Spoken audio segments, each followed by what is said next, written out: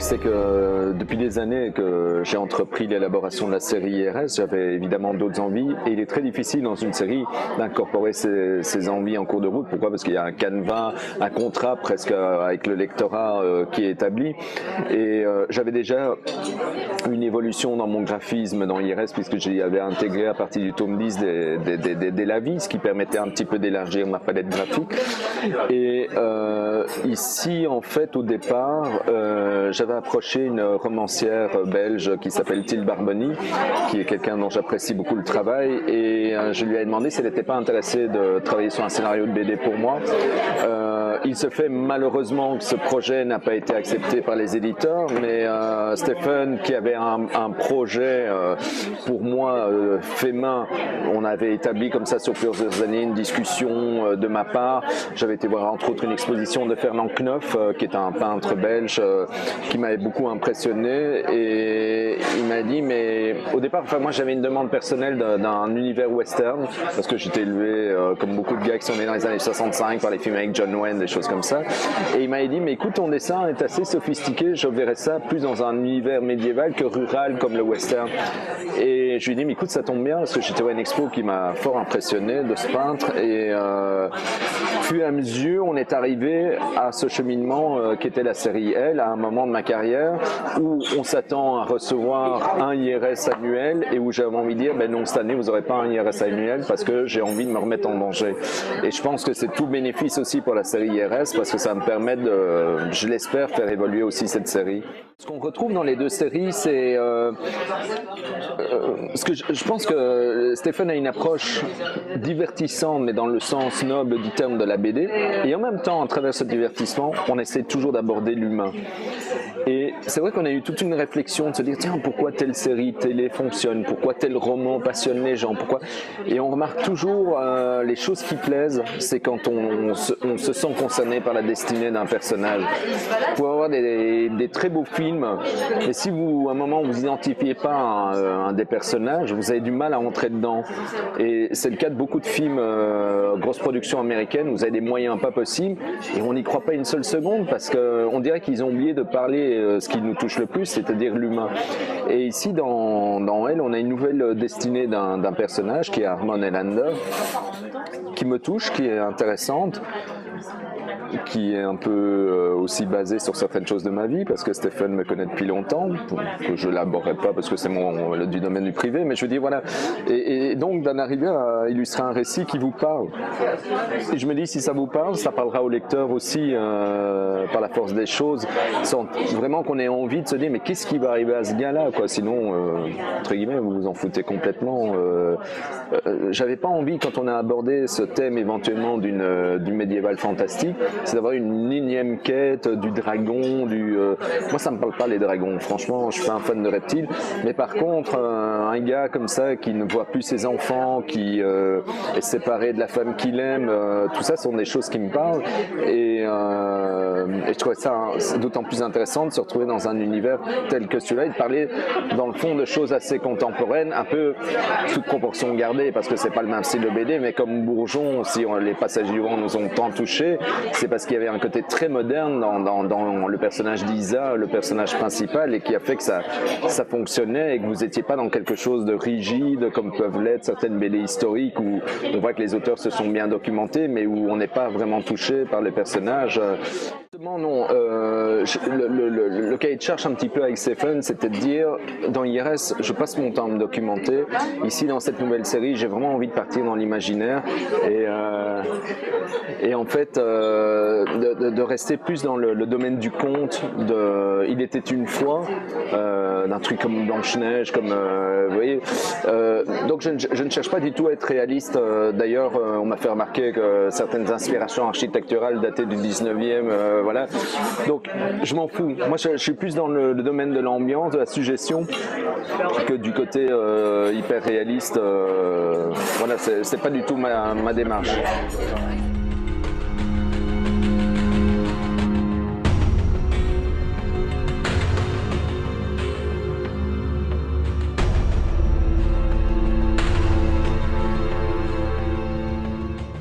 j'ai commencé à dessiner enfant, adolescent, j'avais une manière de dessiner, je suis très sensible à tout ce qui est dégradé de gris, tout ce qui est...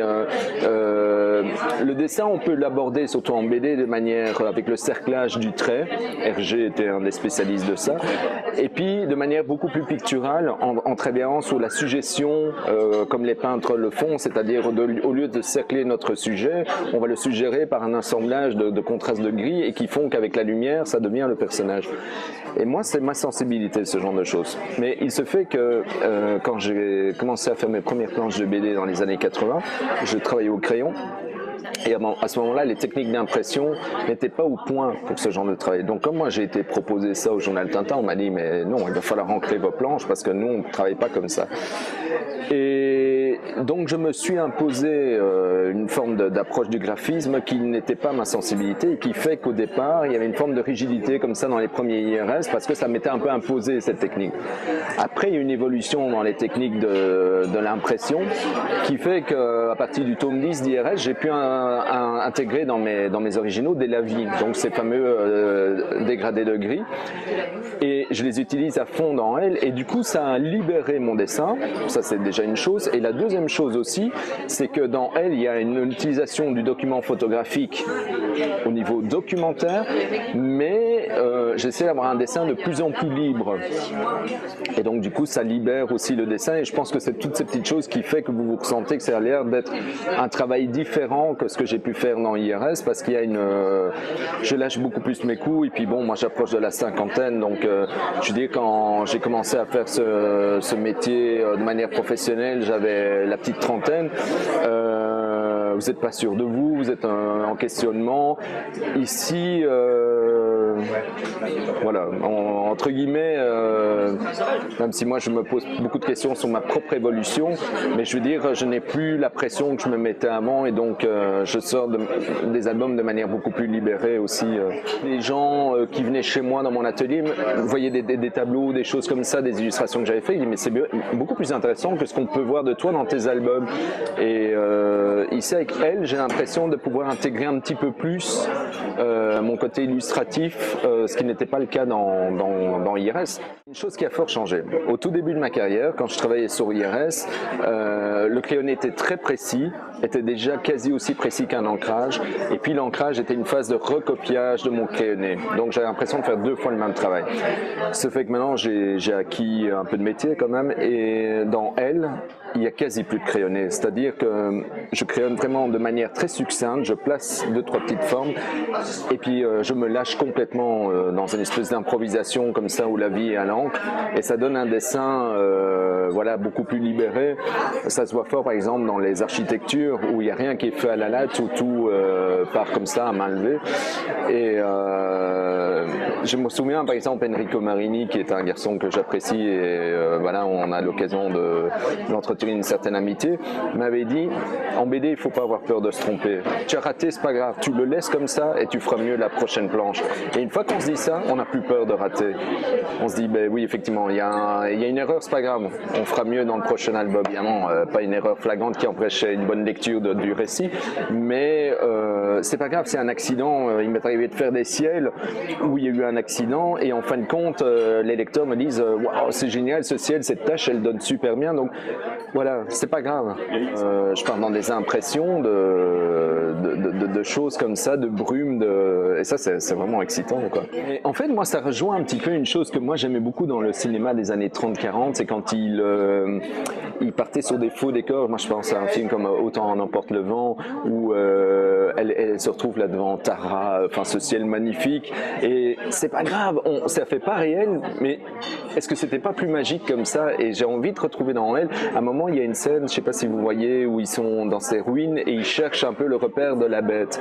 Et bien ça sont des ambiances qui me sont directement inspirées de ces films des années 40 où on jouait fort, on sentait presque les machinaux qui étaient en train de faire de la fausse brume, mais en même temps ça créait une atmosphère particulière. Et je me dis mais on fait du divertissement, c'est un petit peu comme quand vous êtes gamin et qu'on dit allez on va jouer à cow-boy indien, toi t'es le cow-boy, moi je suis l'indien, on sait très bien que vous n'êtes pas un cow-boy, je suis pas un indien, mais j'ai envie de dire dans elle, allez je vous emmène dans une histoire. IRS, on a une densité de 9 à 10 cases par planche. Et ici, elle, je pense qu'on tourne à une moyenne de 6 à 7 cases par planche. Et du coup, ça offre évidemment beaucoup plus de possibilités au niveau agencement esthétique. Et en fait, ce qui m'a fait plaisir, c'est qu'un de vos collègues, par exemple, m'a dit, moi j'ai lu Hell et j'ai un sentiment après la lecture de densité. Et parce que souvent des BD où on se fait un peu plus plaisir graphiquement, on se dit ah oui c'est beau, c'est chouette, mais ça se lit super rapidement. Et ici ça me fait plaisir parce que bon voilà c'est un avis, vous le partagez peut-être pas, mais où il avait le sentiment quand même, c'est un album où on prenait le temps, où ça se lisait pas trop vite quoi. C'est toute la difficulté des premiers tomes, c'est-à-dire que on se retrouve un peu dans une conjoncture actuelle au niveau de la BD où on doit accrocher le lecteur dès le premier tome. On n'a plus cette occasion comme il y a encore quelques années où on pouvait travailler sur une forme de longueur. Déjà parce que voilà, il y a une telle enfin il y a tellement de bouquins qui sortent actuellement, et puis surtout il y a ce problème aussi que dans les librairies souvent votre fond n'est plus mis en place. Donc un premier tome à limite doit pouvoir se boucler et en même temps on a envie d'établir plein de pistes pour l'avenir de cette série.